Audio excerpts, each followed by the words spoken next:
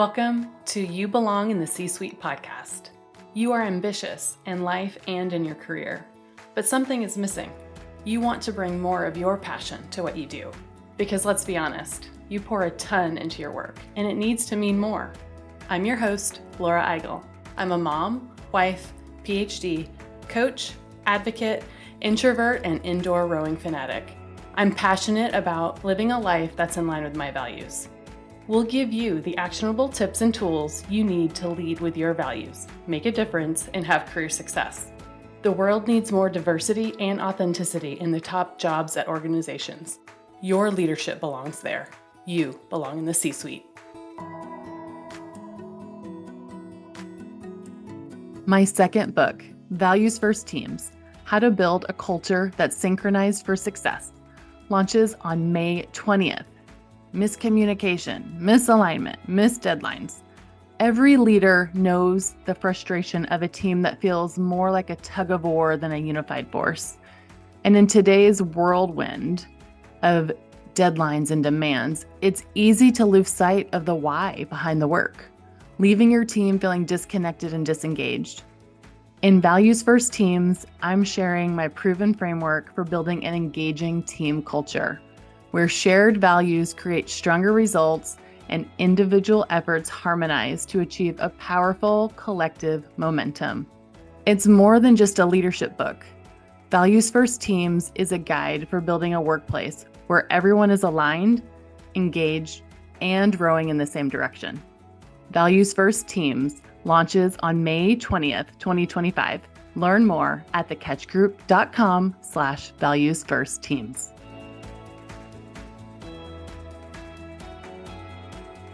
Today, I'm sharing my 5 essential techniques for becoming an effective communicator.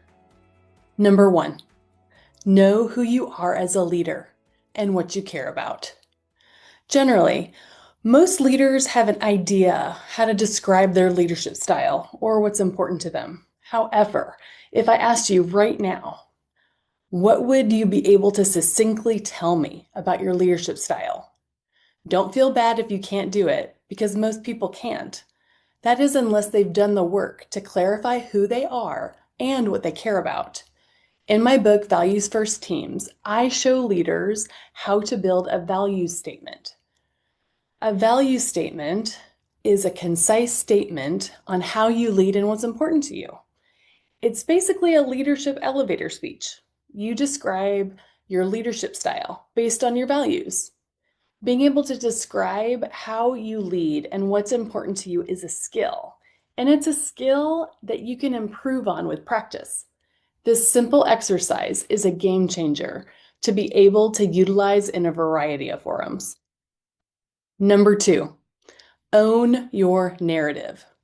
You get to tell people who you are as a leader, what you care about, and what you're good at. You don't have to wait for people to see you do it. Tell them first, then follow up with action.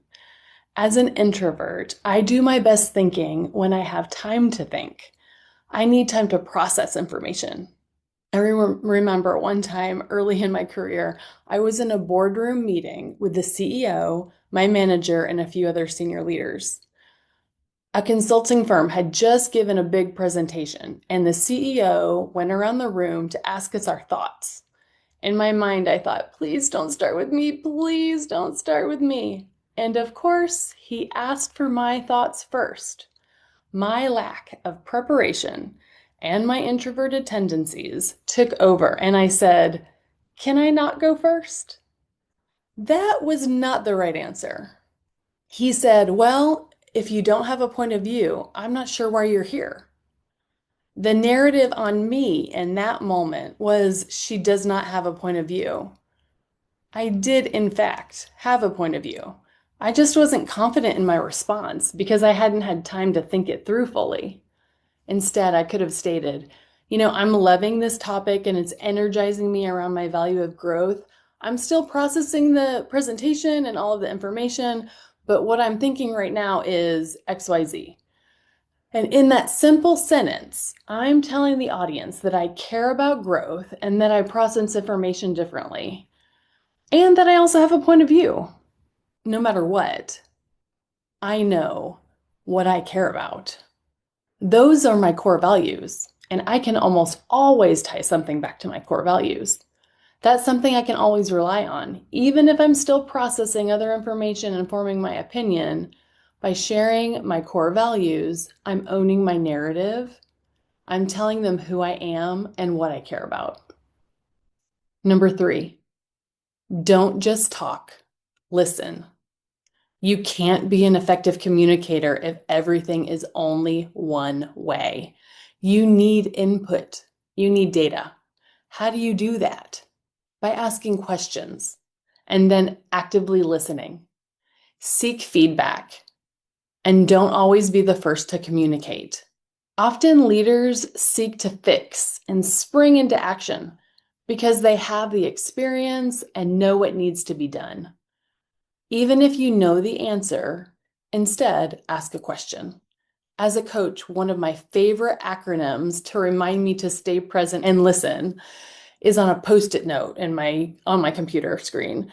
As a reminder, the acronym spells out the word WAIT, WAIT, and it stands for Why Am I Talking? Usually it's because I'm sharing something and not actively listening. And it's a great reminder to stop talking and listen instead. Number 4, be intentional and consistent. Think about all the ways you communicate with people as a leader. You have one-on-one meetings, team meetings, coffee chats, project kickoffs, department meetings, town hall meetings, emails, newsletters, LinkedIn posts, internal and external presentations.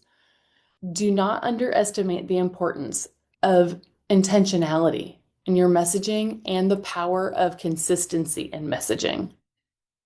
I distinctly remember one conversation I had with a peer at the beginning of the pandemic when I was sharing my availability for our next meeting, and I was reminding him of my working hours.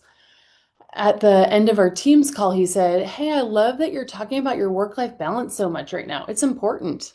I replied, "Oh no, I do not have work-life balance. We are barely making it over here. I do have new working hours that I put in place because of virtual school for the kids while we are all at home together." So I openly talk about what's going on so that others knew what I was going through, as many others were going through similar things. But at the time, I was only one of my peers that had small kids during the pandemic. So I consistently shared my working hours, which is a boundary I put in place to meet my value of family. I wasn't balanced in anything, except maybe the guilt I felt for not meeting the needs of all my roles. But what I did was consistently message my team, my peers, and others in the organization about why my schedule was shifting and why that was important. It was a very intentional practice to share that with others. And it benefited my team too. By sharing what I was doing, I was giving them permission to do the same thing. And at times of uncertainty, consistency in messaging is even more powerful. I eventually shared how I was managing all of those priorities in a town hall for a broader internal audience as well. And I received feedback from team members about how impactful it was to see my transparency around how I was struggling and also how I was trying to manage through it. By being consistent in your messaging throughout your work and life, you'll start seeing your team repeating or using the same language that you use. You'll see them anticipate what's important to you time after time, and you'll start building a consistency that they didn't even know that they craved in this ever-changing world of work. Last but not least, number 5, communicate again and again. You may feel like you've said something 1 million times, but someone will still not have heard that message. You need to communicate more than you think. Build on that consistency and repeat and continue to communicate. This is one of the biggest mistakes I see leaders make. They don't communicate often enough. If you think about when you hear a message as a leader, it is usually pretty early on in the process. You may be talking about it with senior leaders for a while before others find out about it. By the time it's ready to be communicated broadly, often you have been talking about it for a long time. You might be sick about it, sick of talking about it, endless meetings. But that's just really the beginning of the messaging for many audiences. So, as a leader, you get to lead people through that change. You can be an anchoring point that helps ground them through your communication. Or you can leave your people with little communication and they may feel like they're lost at sea. I know which one I'd prefer if I were them. So, over communicate messages.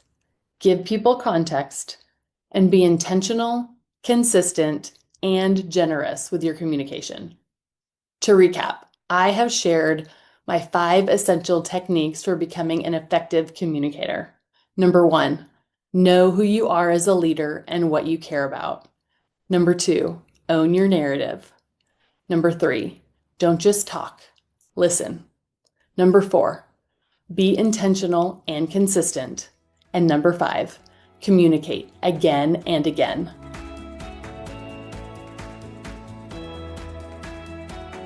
I want to thank you so much for listening to the You Belong in the C-Suite podcast.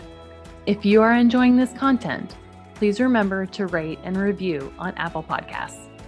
By leaving a review, you are helping others find this content. We will be featuring 5-star reviews on air in upcoming episodes. Editing and support for the podcast is done by S&E Podcast Management. To get more tips and tools to help you live a life guided by your values, go to thecatchgroup.com. Keep your boundaries and take care.